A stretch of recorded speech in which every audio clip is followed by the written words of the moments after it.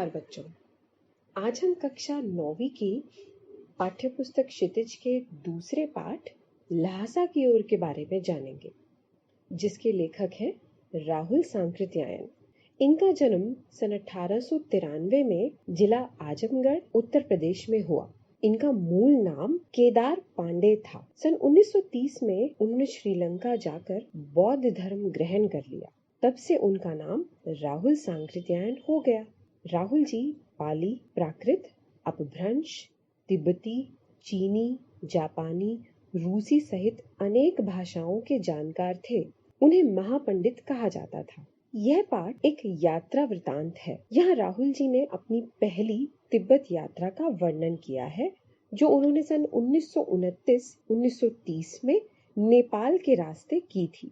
यात्रा वृतांत लेखन में राहुल जी का एक अलग स्थान है। उन्होंने घुमक्कड़ी का शास्त्र रचा और उससे होने वाले लाभों का विस्तार से वर्णन किया। अब आप पूछोगे घुमक्कड़ी शास्त्र क्या है?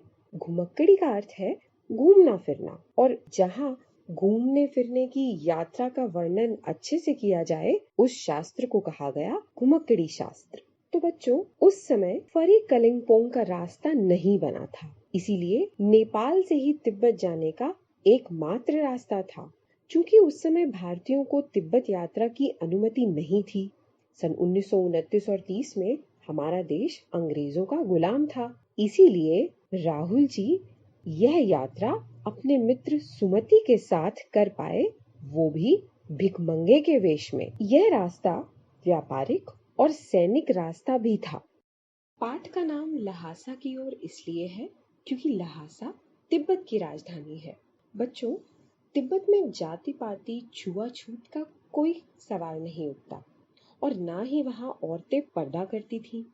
यदि आप अपरिचित हो तब भी आप घर के अंदर तक जा सकते हो, और यदि आपका मन चाय पीने का करे तो आप अपनी झोली से, अर्थात आपके पास जो भी चाय है वो दे दो।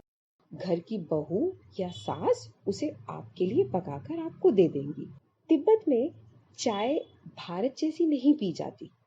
वहां पर चाय पी जाती है मक्खन, नमक और सोडा डालकर। ये तीनों चीजें डालकर उसे चाय के रंग जैसा पकाकर आपको दे दिया जाता है, जिसे आप आराम से पी सकते हैं।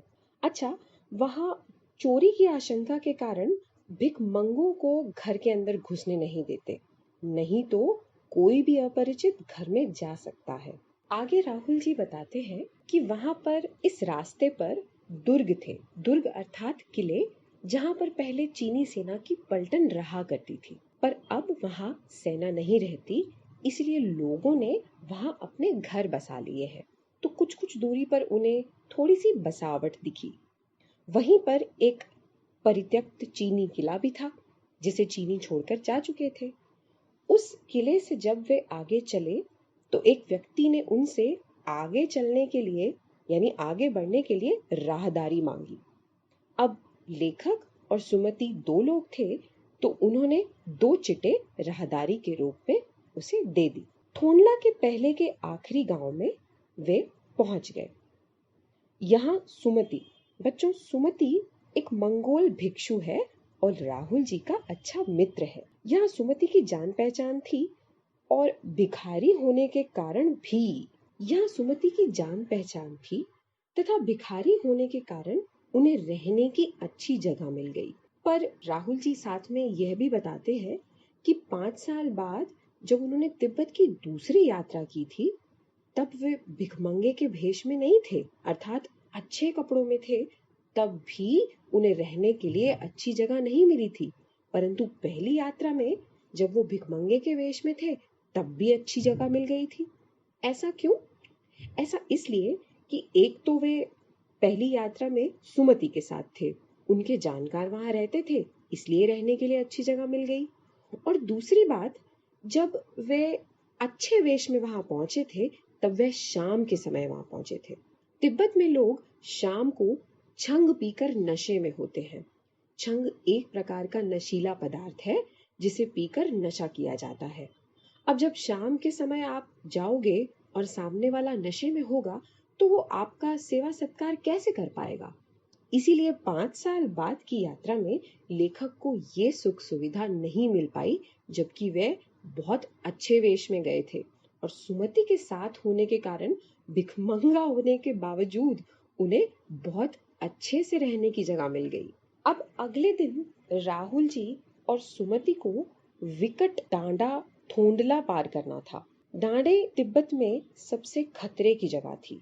यह 16-17 हजार फीट ऊंची होने के कारण दोनों ओर गांव का नामो निशान नहीं था, कोई बसावट नहीं थी। पर यहाँ पर डाकू छिपे होते थे, इसीलिए खतरा था। डाकुओं के छिपने की जगह तथा सरकार की नरमी के कारण यहाँ अक्सर खून हो जाते थे। चूंकि वे लोग भिखारी के वेश में थे, इसलिए हत्या की उन्हें कोई परवाह नहीं थी। उन्होंने तो सोच रखा था कि यदि कोई सामने आएगा तो कुची कुची अर्थात दया दया करके पैसे मांग लेंगे और अपनी टोपी उतार कर उनके आगे कर देंगे। अर्थात क्या दिखाना चाहते हैं कि वे तो भिखमंगे के वेश में हैं, तो भीख मांग लेंगे और उन्हें कोई मारेगा नहीं, इसलिए उन्हें कोई डर नहीं था। पर उन्हें डर था ऊंचाई पर चढ़ने का, इसलिए अब उन्होंने दूसरे दिन डाढ़े की चढ़ाई घोड़े से की, जिसमें उन्हें दक्षिण पूर्व और बिना बर्फ और हरियाली के नंगे पहाड़ दिखे तथा उत्तर की ओर पहाड़ों पे कुछ बर्फ दिखी। उतरते समय लेखक का घोड़ा थोड़ा पीछे चलने लगा और वे अपने साथी सुमति से पिछड़ गए। आगे जाकर 2 रास्ते आए, दाएं और बाएं। अब समझ ना आए कि किस रास्ते जाएं। उन्होंने सोचा तो चलो बाएं रास्ते चलते हैं।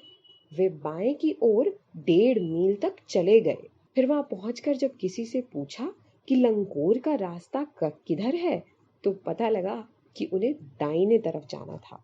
वापस उसी जगह आए और जल्दी से अपने दोस्त सुमति के पास पहुंच गए, जो कि नाराज हुए बैठे थे। भाई क्यों ना हो, क्योंकि राहुल जी को आने में इतनी देर जो हो गई थी। पर सुमति को जितनी तेजी से गुस्सा आता था, उतनी ही तेजी से ठंडा भी हो जाता था।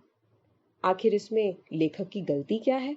उन्होंने कहा, देखो तो मुझे घोड़ा ही कैसा मिला है, सुस्त, इसीलिए मैं पीछे रह गया। अब वे लंकोर में एक अच्छी जगह पर ठहरे। यहाँ से आगे वे पहुंचे तिंडरी के मैदान में, जो कि पहाड़ों से घिरा टापू था। सामने एक छोटी सी पहाड़ी दिखाई पड़ती थी, जिसका नाम तिंडरी समाधि गिरी था। आसपास के गांव में सुमति के बहुत से परिचित थे। वे उनसे जाकर मिलना चाहते थे, परंतु लेखक को लगा यदि ये जाकर मिलेंगे जुलेंगे तो बहुत समय जाएगा। इसीलिए उन्होंने अपने मित्र सुमति को मना लिया कि वे लहासा पहुंचकर उन्हें पैसे देंगे। इस वादे पर सुमति मान गए और उन्होंने आगे बढ़ना शुरू किया। क्योंकि उन्होंने सुबह चलना शुरू नहीं किया था, इसलिए उन्हें कड़ी धूप में आगे बढ़ने पड़ रहा था। वे पीठ पे अपनी चीजें लादे और हाथ में डंडा लिए चल रहे थे। सुमति एक और यजमान से मिलना चाहते थे, इसीलिए उन्होंने बहाना बनाकर शेखर विहार की ओर चलने को कहा। बच्चों, उस समय तिब्बत की जमीन छोटे बड़े जागीरदारों में बटी होती थी। इन जागीरों का बड़ा हिस्सा मठों के हाथ में था। अपनी अपनी जागीर में हर जागीरदार कुछ खेती खुद भी करता था, जिसके लिए मजदूर उन्हें बेगार में मिल जाते थे। बेगार का अर्थ है मजदूरी करवा लेना पर मेहनताना ना देना, उसके बदले कोई पैसे ना देना। लेखक शेखर की खेती के मुखिया भिक्षु नमसे से मिले। वहाँ एक अच्छा मंदिर था, जिसमें बुद्ध वचन की हस्तलिखित और अनुवादित 103 पोथियां रखी थी, जिसे लेखक पढ़ने में लग गए। अब लेखक थे तो मन क्या करेगा कि बस पढ़ो। जब उन्हें 103 पोथियां मिली, जिसे वे पढ़ने में लग गए। इसी दौरान सुमति ने आसपास अपने यजमानों से मिलकर आने के लिए लेखक से पूछा, जिसे लेखक मान गए। जानते हो क्यों? क्योंकि उन्हें तो समय चाहिए था वो सारी किताबें पढ़ने का। इसलिए लेखक ने कहा, हाँ हाँ, जाओ जाओ, आराम से आना। पर ये क्या, सुमति तो दोपहर तक ही वापस आ गए। अब क्योंकि तिंगरी वहां से ज्यादा दूर नहीं था, इसलिए उन्होंने अपना सामान पीठ पर उठाया और नमसे से विदा लेकर चल दिए। बस यही है यात्रा वृतांत, राहुल जी द्वारा लिखा गया, लहासा की ओर। आशा है आपको यह पाठ समझ आ गया होगा। एक बार जल्दी से यह जान लें कि लहासा की ओर पाठ में लेखक कहाँ कहाँ कब कब गया। तो देखो, लहासा जैसा कि मैंने बताया था तिब्बत की राजधानी है।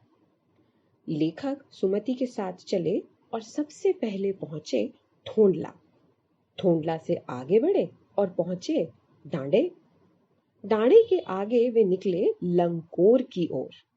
लंकोर से आगे बढ़ते बढ़ते वे पहुंचे टिंडरी के मैदान में और वहां से चलकर आगे निकल गए शेखर विहार की तरफ, जहां उनकी मुलाकात नमसे से हुई और जहां लेखक ने 103 पोथियां भी पढ़ी।